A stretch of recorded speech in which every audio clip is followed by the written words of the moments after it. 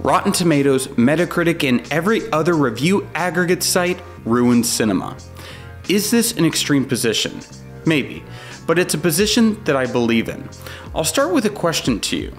Has a tomato meter or a Metacritic score ever influenced your enjoyment of a movie, for good or for bad? Maybe a movie had a 95% on Rotten Tomatoes, and you watched the film and you found yourself just not enjoying it all that much, but you forced yourself into enjoying it because you thought that maybe you were just missing something that everyone else saw. Perhaps you felt guilty for liking a film with a low Metacritic score. Maybe none of this has happened to you personally, but I guarantee it happens all the time.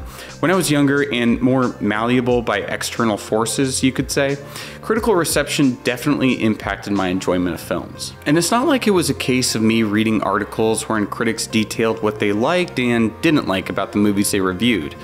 My first impressions of a lot of films was just a single number, easily digestible. One number would immediately tell me if the movie was terrible, bad, mediocre, good, or great. Even if I clicked through the links and read some reviews, that number would stick with me, staying in the back of my head and informing how I interpreted the reviews. I couldn't read an individual's take on a film and appreciate it as just that, but I would subconsciously compare their opinion against what I was told was the median or average score for the film. But how are these scores made? Let's start with Metacritic. You might think that it weighs every score equally, but it doesn't. Its system of coming up with a Metascore is actually kind of complicated. For one, not every reviewer is scored equally. Publications or individual writers who are deemed to write better reviews, whatever that may mean, and or have more prestige and respect, again, whatever that may mean, have more weight on the final average than those who don't. In some cases, the publications don't give a score, or at least a numerical score, so the staff at Metacritic come up with scores based on their impressions of the reviews. After coming up with a weighted average, Metacritic then does what they call normalization, which they describe as being akin to grading the films on a curve. That way, averages are more spread out and achieve a better rating, I guess. They say that ideally, a polarizing film should fall somewhere close to a score of 50 out of 100, but we all know that that's not really the case. But what determines which review is more well written, or which publication has more prestige? Does a reviewer who keeps his reviews short because he wants his audience to experience the films for themselves get weighted less because he doesn't get into as much detail as someone who writes some long essay as a review? Does detail and articulation equate to good taste? Can prestige be measured? Would some critics who don't give scores always agree with the scores that Metacritic assigns to their reviews? It just seems to me that the Metascore of the movies is at least somewhat influenced by the biases of the staff of Metacritic, which makes it so that I don't care about the site's final score for a film. You can read about their process on their website. I'll leave a link to it in the description. Rotten Tomatoes is a little different. For the tomato meter, it just distinguishes between good and bad reviews. It's a simple binary system. If 60% or more of reviews are positive, then it's fresh, and if less than 60% of reviews are positive, then it's rotten. So theoretically, a movie can have a 100% tomato score with a Metacritic score of 60. But I think that we have to all step back and ask ourselves, what is a number? What does an 8 out of 10 or a 4 out of 10 or a 10 out of 10 mean to you? How do you compress your reactions, feelings, and experiences of watching a movie into a number? If I tell you that a movie is a 5 out of 10, what impression do you get? For me, that means that the movie is the definition of average. But to most Americans who grew up going to the public school system, that's an F, a failing grade. Someone who is more inclined to think in terms of the grading system of American schools might think that a 7.5 out of 10 is an average score. I understand that this might be a reason why Metacritic has to weigh scores differently, but it doesn't really get rid of the problem. Oh, and if we're talking about non-critics who write reviews of movies online, there definitely is a large group of people who either give films a 1 out of 10 or a 10 out of 10. You gotta love the IMDb reviews that just say, worst movie ever. One's reaction to a film is a personal experience, and how we respond to a film is as much a result of our personalities, experiences, biases, etc., as it is a result of the actual movie. Everyone is only going to be able to see movies through their own eyes, and everyone is going to have at least slightly different ways for grading the movies that they watch. Some people might favor story above everything else, while others focus more on acting or cinematography or other technical aspects. Still, others might only care about the emotional impact that the film leaves on them. And if we're being honest, there are people who just grade films certain ways just to fit in and seem cultured. I've noticed this just in my own circle of friends. I have one friend who cares about the cinematography only. He won't watch a film unless he sees stills of it first that he enjoys. I have other friends who don't really care about the technical stuff, and they only focus on the stories and plot holes. Actor friends of mine seem to only care about how good the performances are, and my more political friends seem to really get hung up on the political aspects of films, and they'll like it or dislike it, based on whether or not they agree with the film, unfortunately.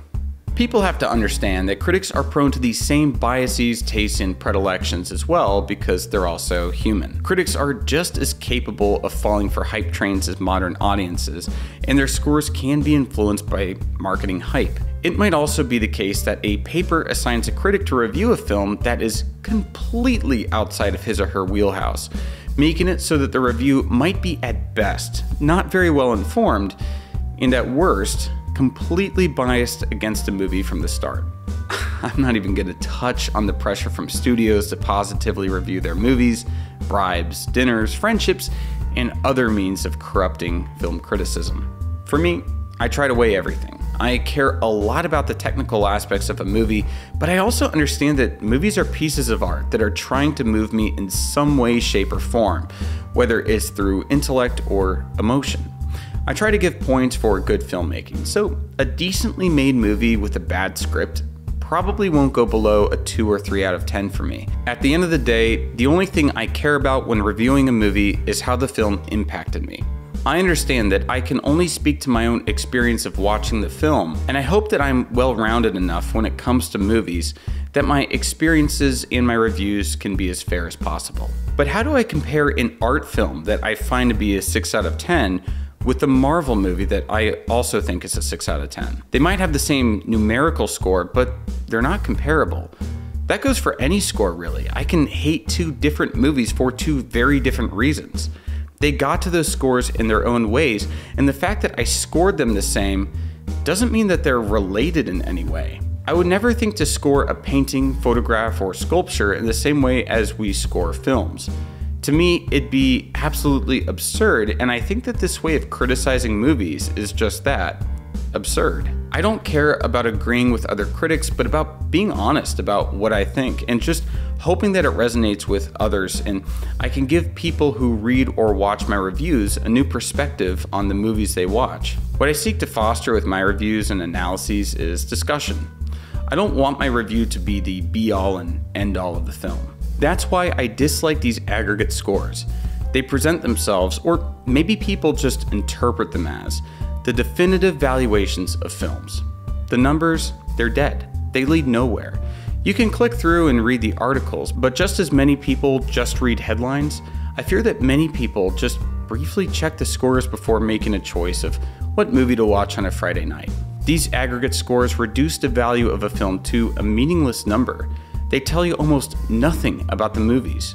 At least with a written or rated review, you get a sense of what the reviewer liked and disliked, as well as what the reviewer's personality is like. But with a number, you just get an abstract or vague idea of a film's worth. So what's the solution? The easy answer is to say that you should watch every movie and come to your own conclusions. Ideally, that'd be the best solution, but who has the time to watch every movie that comes out? Not many people. Reviewers, critics, whatever you want to call us. Well, our job is to act as a filter for everyone else. We watch a bunch of movies and then we recommend the ones we like. Hopefully, we save people time and money and ensure that they're usually happy with the films we recommend. So I think a better solution isn't to say, just watch everything and come to your own conclusion, but to rather encourage you to find reviewers who generally have similar tastes as your own and keep up on what they think about movies. But just know that each movie is a result of thousands upon thousands of hours of work and involved tons of people collaborating and trying to make a production that they hoped you would enjoy. You're going to love some movies, hate others, and find a lot of films simply mediocre and forgettable. But please, don't reduce films to a single number. Anyways guys, thanks for watching. I just moved into my new house in Austin with Glink, and we're ramping up our video productions, so hopefully I can release way more videos for you guys in the coming months. I'll be doing a mix of these casual and topical opinion pieces, as well as my more formal analyses and short documentaries. Sorry, I'm a bit sick right now, but I'm really excited for what this year will bring for the channel. I'm the Kino Corner, and I'll see you all in the next video.